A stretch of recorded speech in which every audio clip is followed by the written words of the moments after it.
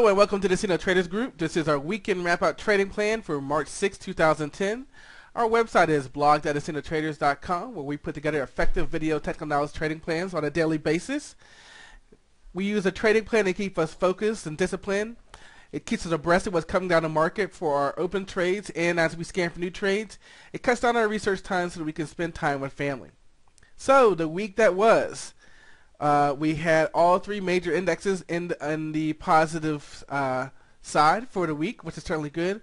But for the most part, the markets made those big gains on lighter volume. We had all 10 sectors end on a positive note.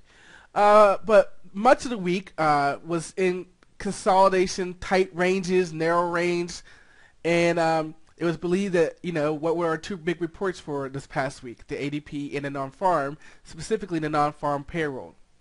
And those that the unemployment numbers and the non-farm payroll numbers from Friday were better than expected. We were expected to lose about 68,000 government jobs, and we only lost 36,000. Still a lot, but almost half what was expected. And thus, we had unemployment coming at 9.7% when it was expected to be at 9.8%. So, came in a little bit better than expected. As far as some other economic news, we had the ISM services come in better at 53 instead of 50. That's above 50, supposed to be good. The pending home sales came in at 7.6% month over month, which was worse than expected. Actually, they were expecting pending home sales to be up 1% monthly, and we came in below. We fell. So that certainly wasn't that good. ISM manufacturing came in at 56, which was a little bit lower than unexpected. And we also had some merger acquisition news. We had CF, which is looking to up its bid for TRA up to about $48, $47.50. And AIG selling part of its unit to Prudential for about $35 billion. Also out there on the front, we had Walmart, which upped its dividend to $1.21 per share among some of the weak retail same-store news that we had for February. And finally, a lot of the week also had to do with what was going on overseas in Greece, and so they announced their long-awaited recovery plan, which had a lot to do with cutting jobs and raising some taxes, and they were protesting over there. So, look at this week this upcoming week as far as economic news. Forget about the fact we have nothing on Monday and Tuesday. We don't really have anything at all this week. And so what that means is some of the across-the-pond news can impact the market. The Treasury auctions can impact the market.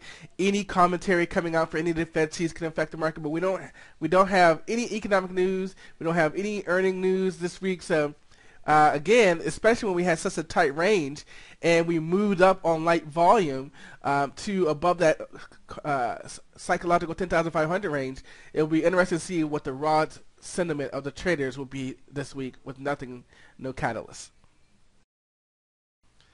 So when we look at the internals, the volume of the past week, there's a couple things to look at.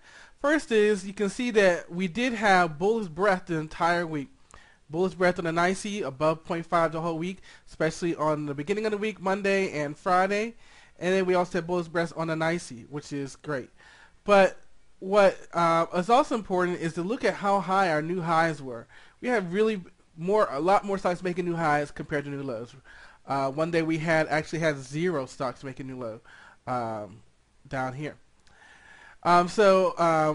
What we see here is great bullish internals. However, the volume does not really give us that same love. And we know traditionally moves up on lighter volume is bearish. But when we look at this, we really do see great internals. And we'll just have to see if we do have a catalyst that can keep this going next week. From the internals, we're going to go ahead and take a look at the Dow. And the first thing we should see is what we've talked about the past couple of weeks. And that is the low of this consolidation range in November, December last year. The wicks take us down to 10,200. The candles take us to about 10,300. And that kind of broke with, are we making a new swing high or a new higher low from January? And we've talked about for this 10,400 level where we were consolidating, but more importantly, we talked about the top of the range, which is 10,500, and we clearly have broken that 10,500 range with Friday's action. That's great. Now again, lower than average volume. A little concerning about that, although Friday did kick it up a little bit, but overall this week was lower than normal volume. So we still continue on. From our February lows, we've made a new swing high. Still need to take out January to confirm this before we say we made a new lower high from the January. So that's our next target, obviously. Let's switch over to the NASDAQ. On the NASDAQ, a couple things should be jumping out at you. Wait for it. All right, do you see it? Yes, we are already at the January highs from this year. So the NASDAQ has already met the January highs. Where the S&P and the Dow was still trending a little bit, we clearly made a new swing high here from our February lows, and now we're taking out the January highs. So we're have the potential to make a new swing high for our continued up move from the March lows. January is our continued up move from the March lows. So this is great. This would confirm our uptrend, and we would have to redraw our uptrend line from March, because now this would be the new swing low to take a look at. Or you could say we could have a secondary uptrend line from March. Now, if I shrink this out a lot, you can see where are we. We retraced pretty much this move down, and now we're looking at some moves here in the August of 08 level before we go up and touch the May-June level. So clearly the NASDAQ is rocking. Let's switch to the S&P 500. As we said, the S&P and the Dow still trailing the January highs, still trailing the NASDAQ. But again, let's just point out, we broke the consolidation from November, December lows. We broke the highs now of December and November, and the S&P is a little bit better than the Dow, where we even broke this little area. But again, we still need to test the January highs to confirm the swing high from the March lows. When we look at the monthly chart, here we are on the Dow, and we've been talking about the importance of the 50-moving average, and we did just close just above the 50-moving average on Friday's action, which is certainly good. But obviously, we need to take out January's high, and you can see long term, we still have this 10,900 level. 10,800 level that will be our next target, matching up with the swing highs here. These three swing highs. That's our next target if we can break the January highs.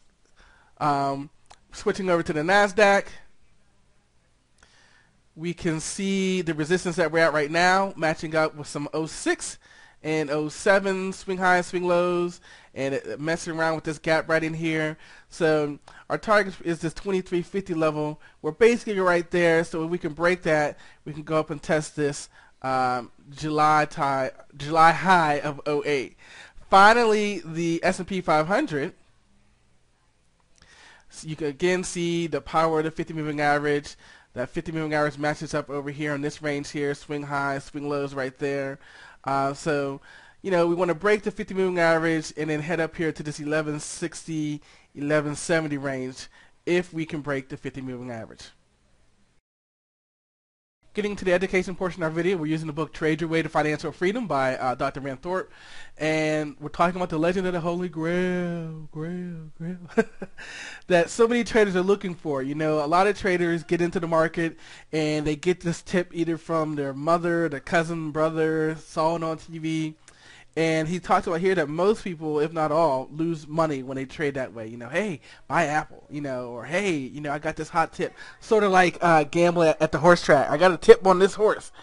And that for those people who miraculously survive that phase of their capital of their account is still there after they follow this, you know, random tip, is that now they want to just be told how to do it. Tell me how to do it. And, you know, remember, last time we talked about the importance of no good system is a good system until it's your system. Even if you buy a system, which is great, you still have to tailor it to your trading style. And so people, after they lose money from following a tip, now they want people to tell them how to do it. And again, they start this search for the Holy Grail, and they start going to a lot of seminars and reading a lot of websites about, you know, different strategies. And again, the problem is they go to this seminar here, and they get a portion of the system. They never get it all, and then even when they get it all, they don't tailor it to themselves. So we got a lot of good information that we're going to be getting here from the book, and I look forward to sharing the rest with you. You guys know about our futures trading room. You can see the results for the week, pretty much averaging about $1,000 a day using 3 contracts. And if we're going to talk about 3 contracts, we got a great futures broker here. Any meaning as low as $300, and you can get 3 free contracts if you sign up through us.